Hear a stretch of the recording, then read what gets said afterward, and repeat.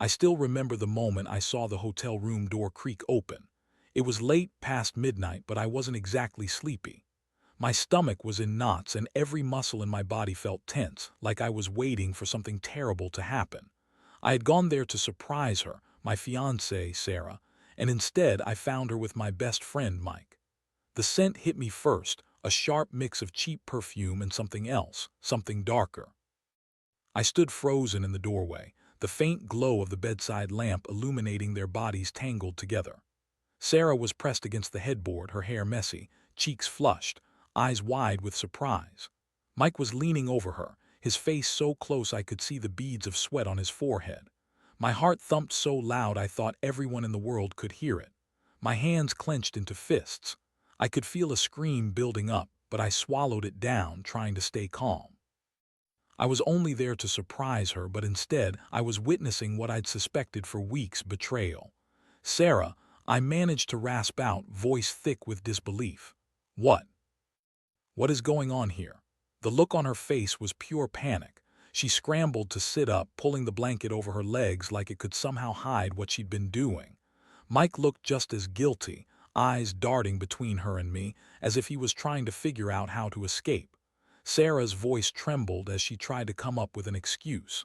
"It's not what it looks like, I can explain." But the scene was right there, undeniable. Her clothes were partly disheveled, her hair a mess, and the scent of their closeness still lingered in the air. I could feel my face flush with anger and betrayal. All the signs had been there, subtle things I'd ignored. Late nights, secret texts, strange calls, and her avoiding me when I asked about her phone. I'd missed all the signs because I wanted to believe she loved me, that she wouldn't do this. Now, standing in front of her, I felt the walls close in. My stomach twisted in knots, hot and cold at the same time. I looked at Sarah and Mike, two people I'd trusted more than anyone, and it was as if the world had turned upside down. "You've been planning this," I said softly, voice cracking. "For how long?" She looked down, silent. Mike just stared at the floor, avoiding my eyes. That moment, the realization of their betrayal hit me like a punch to the gut. They had set this up, probably weeks, maybe longer. The thought chilled me more than I could express. How long had they been plotting? Had they even thought about how it would end? I stepped back, my mind racing. I could feel the sweat on my palms, the cold sweat on my back. I wanted to shake them both, scream at them, but I kept my voice low, controlled. "Get out." Sarah hesitated, tears welling in her eyes. "Please, I didn't mean for it to happen like this." "Get out," I repeated, louder this time. "Both of you, now." They scrambled to grab their clothes, moving in hurried, guilty silence. As they hurried out of the room, I heard her whisper a broken, "I'm sorry," but I didn't turn around. I just stared at the door until I couldn't hear their footsteps anymore. My mind was spinning, filled with questions I didn't have answers to yet. How long had they been planning this? Was it just a fling or something more? The betrayal cut deep, like a knife twisting in my gut. I sat on the edge of the bed, feeling the cold sheets against my skin. My hands were trembling. I kept replaying the scene over and over. I couldn't believe I'd been so blind. How long had I been fooling myself into thinking everything was perfect? I thought I knew Sarah, knew Mike. Turns out I didn't know anything about either of them. I knew one thing for sure: this wasn't going to end quietly. If they thought they could walk away from this, they were dead wrong. The pain was raw, but underneath it all, a flicker of something else, a burning need for justice, for revenge. I looked at the open door, the quiet hallway beyond. I realized I had a decision to make. Would I confront them again, or did I already know what I had to do? My stomach tightened again, but I forced myself to stand up. I was done being the victim in this story. They had underestimated me, and now I was planning my move. The betrayal was fresh, but it was also a gift, a chance to take control. I just hoped I knew what I was doing, because once I crossed that line, there was no going back. The next morning, I woke up feeling like I'd been run over by a truck. My head was pounding and my stomach churned. The adrenaline from last night's chaos was fading, replaced by a dull, aching fury I couldn't ignore. I kept replaying everything: the way Sarah's face looked when she realized I was there, the way Mike avoided eye contact, the sickening feeling that they'd been planning this for weeks. I knew I couldn't stay in that room any longer, so I grabbed my phone, my fingers trembling as I typed a quick text to my brother. "Can you come pick me up? Need to talk." I didn't want to be alone right now. I needed someone who could tell me I wasn't crazy, that I wasn't overreacting to a nightmare. Within 10 minutes, he arrived, looking concerned but quiet as he helped me gather myself. I didn't bother explaining much. I just said I needed to get out of there, away from the place where everything had fallen apart.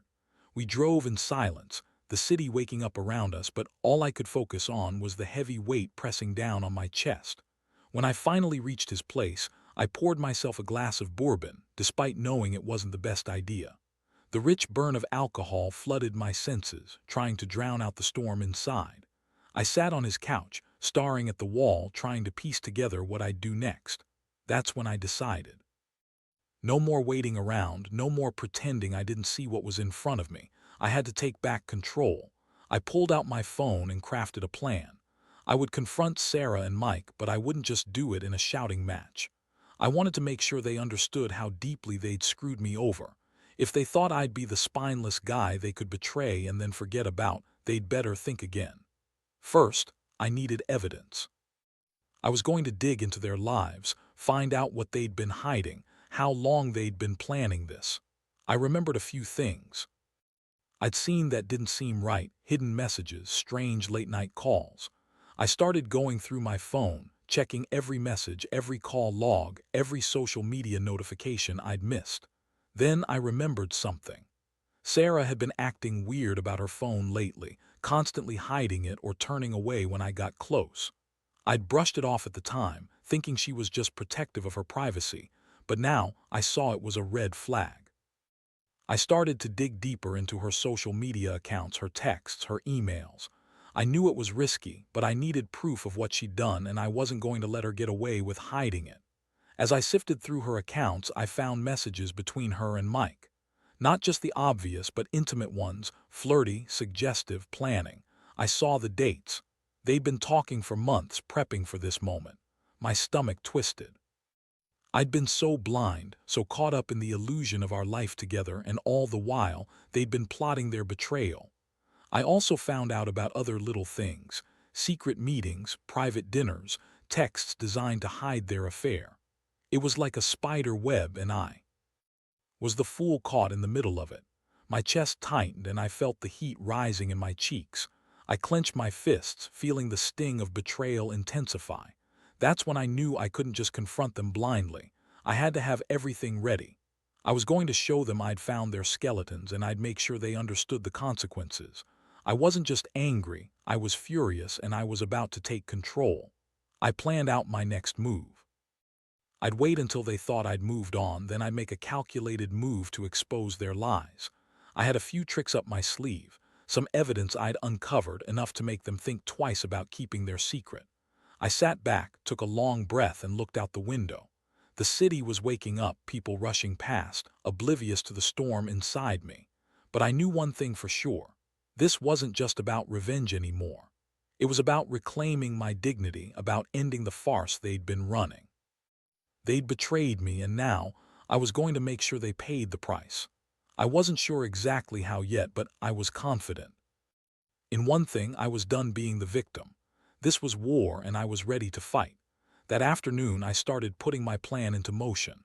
I knew I had to be careful. If I went in half-cocked or too emotional, I'd just give them an easy way out, a reason to dismiss everything as a misunderstanding or a jealous rant.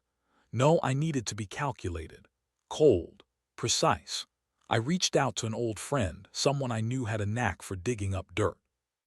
Not the kind of dirt that involved breaking into accounts or hacking, just someone who could help me gather the kind of evidence that would leave no room for doubt. I didn't want to go full detective, but I needed enough to make Sarah and Mike realize I wasn't going to be blindsided again. I met him at a dingy coffee shop, the kind where the air smelled of stale beans and old paper. I laid out my story, showing him the screenshots and messages I'd already collected. His eyes gleamed with a mix of curiosity and satisfaction.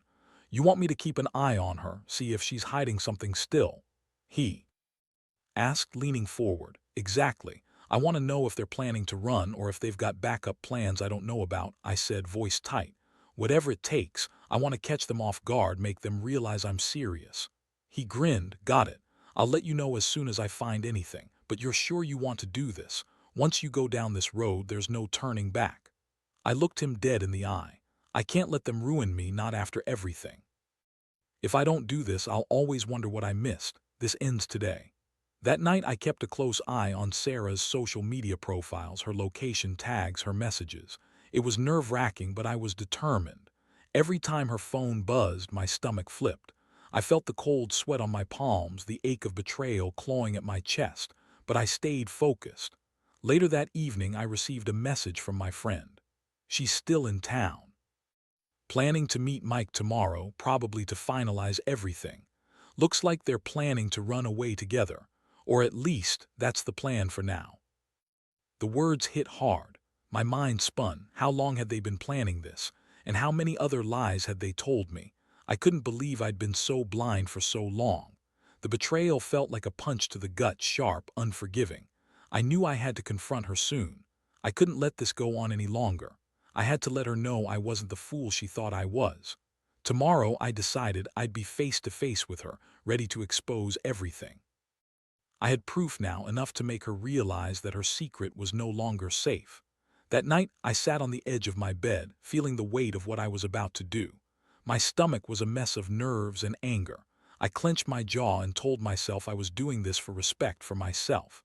I couldn't let her walk all over me, not anymore. If she thought I'd just take this quietly, she was dead wrong. When morning came, I prepared everything. The evidence, the plan, my resolve. I knew I was about to make a move that would change everything. And for the first time, I felt a flicker of clarity amid the chaos. I was about to show her I was no longer the passive guy she had taken for granted. I grabbed my coat and headed straight to her apartment. I wasn't sure what I'd say exactly, but I knew I'd make her listen.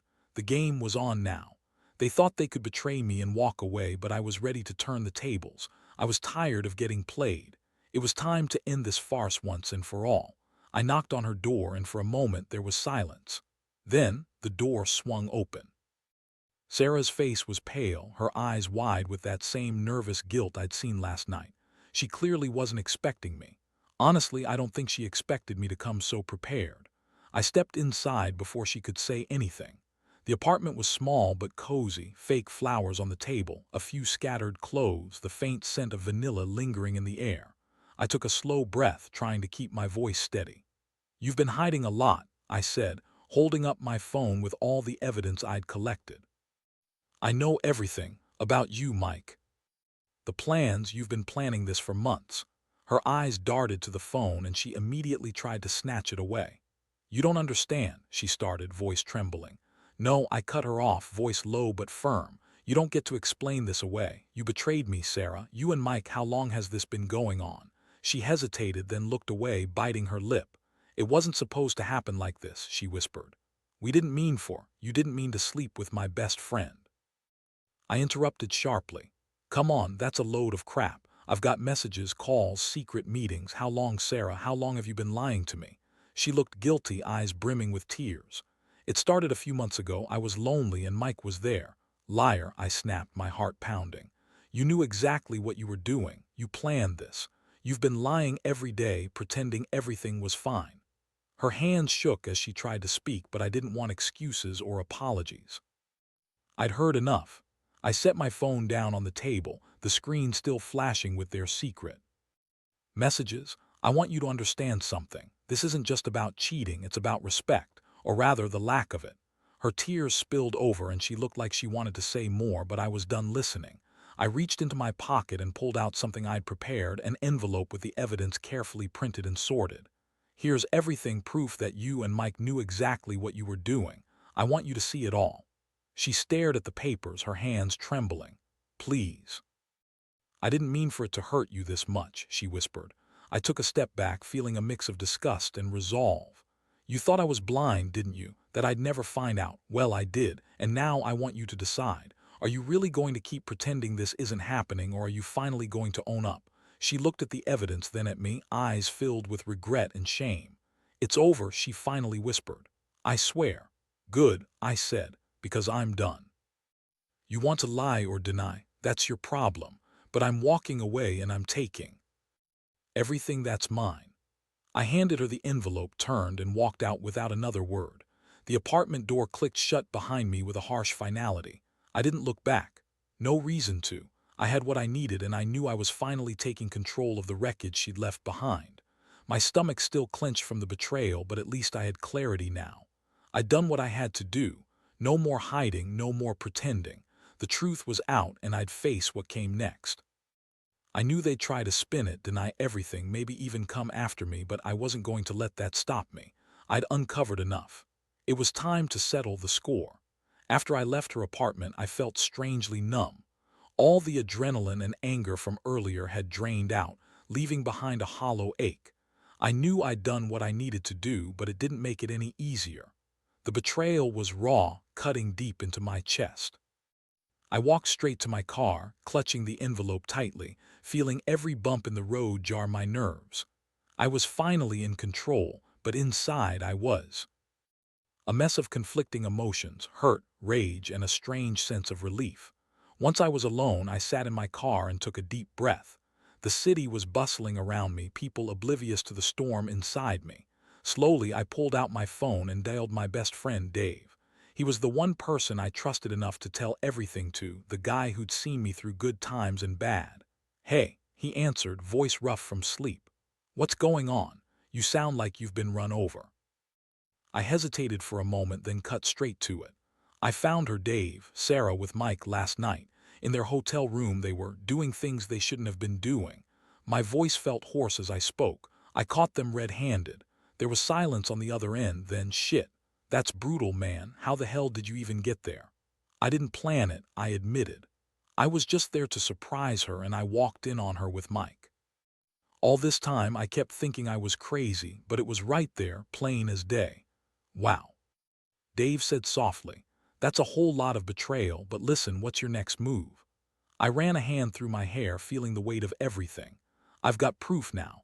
Evidence of everything, texts, calls, plans. I'm going to confront them both, but I want to make sure they understand I'm serious. I'm thinking I'm going to destroy their little secret, make them regret ever crossing me." "You gonna go for some kind of revenge?" Dave asked cautiously. I scoffed. "Revenge? Maybe. Or just making sure they understand I'm not the fool they thought I was. I want them to see I'm done being passive. They think I'll just fold, that I'll forgive and forget. Not happening." "All right," Dave said, "just be careful, don't burn yourself down with them." "I know," I said, voice low, "but I've waited long enough. I'm done being the guy who gets betrayed and keeps quiet. They need to know I've got power, too." Over the next few days, I kept gathering details. I watched Sarah's social media, monitored her every move, waiting for her to slip up. The more I saw, the clearer it became she and Mike weren't planning to disappear quietly. They were getting ready to run, maybe to some city far away, starting fresh before I could do anything about it. I felt my blood boil again. They thought they could walk away from this, erase everything, and I'd be left holding nothing. But I was done with that notion. I was going to make them regret their entire scheme. It wasn't just about revenge anymore. It was about reclaiming what they'd tried to steal from me: the trust, the respect, my dignity. Late one night, I set my plan into motion. I contacted a lawyer, a friend of a friend, who specialized in exposing affairs and financial betrayals. I wanted her to help me craft a legal plan, not just to hurt them, but to make sure they couldn't hide their tracks. I didn't want some petty revenge. I wanted them to face real consequences. I also arranged for some friends to be on standby, ready to support me if things escalated. I wasn't naive. I knew this could get ugly. But I was prepared for whatever came next. I had the evidence, the plans, the resolve.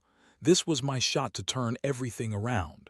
The night before the showdown, I sat alone, feeling the cool air on my face, my mind racing. I knew I was about to change everything, for better or worse. There was no going back now. I just hoped I was making the right choice. The next day I was ready. I grabbed the envelope with all the proof, packed my bag, and headed to confront the chaos I'd unleashed. My stomach was a mess of nerves and adrenaline, but I kept telling myself, this is the end of the line. They either own up or they get what they deserve. That's all there was to it. I parked outside her apartment one last time, feeling my hands tremble slightly as I clutched the envelope. I took a deep breath, the cold air filling my lungs, and reminded myself that this was about closure, not just for me but for what they'd tried to steal. My heart pounded in my chest, but I knew I had to do it. The moment was here. I knocked firmly on the door. Sarah opened it, her face pale and eyes swollen from crying. She looked like she had been waiting, or perhaps bracing herself for this day. When she saw the envelope in my hand, her eyes widened and her breathing hitched. "Sarah," I said, voice steady but cold. "You lied, you and Mike. Everything I thought I knew about us, about trust, gone." I stepped inside, pushing the envelope toward her. "Here's everything, the proof, the plans, your secret messages. It's over. There's no more hiding." She stared at it, trembling. Her lips quivered, and I saw the moment she realized she couldn't deny it anymore. "I didn't want it to come to this," she whispered. "I was so lonely, I thought maybe it didn't matter." I shook my head sharply. "That's what everyone says after they get caught, but the truth is it does matter. It matters that you betrayed me, that you lied for months. I gave you everything, Sarah, and you threw it all away for a quick thrill with my best friend." Her tears spilled over and she looked genuinely broken. But I didn't feel pity, I felt cold satisfaction. The fight had been long, exhausting, but I'd finally won. "I'm leaving," I said, "and I'm taking my life back. You can keep running with your lies, but I won't be part of it anymore. This is the end of us." She nodded slowly, still crying, and I turned to leave. As I reached the door, I paused. "You might think you've won, but remember, trust is broken and some things can never be fixed. Just don't come crawling back when you realize what you lost."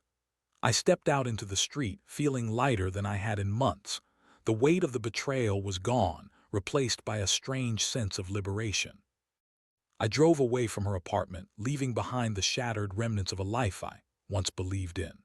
In the silence that followed, I knew one thing for certain: I would heal, I would rebuild. The pain was raw now, but it wouldn't stay that way forever. I'd learned a hard truth, that sometimes you have to fight to reclaim your dignity, even if it means tearing everything down first. And as I watched the city fade behind me, I felt a strange calm settle in. This wasn't just about revenge. It was about standing up for myself, about realizing my worth. And I knew deep down I'd be okay.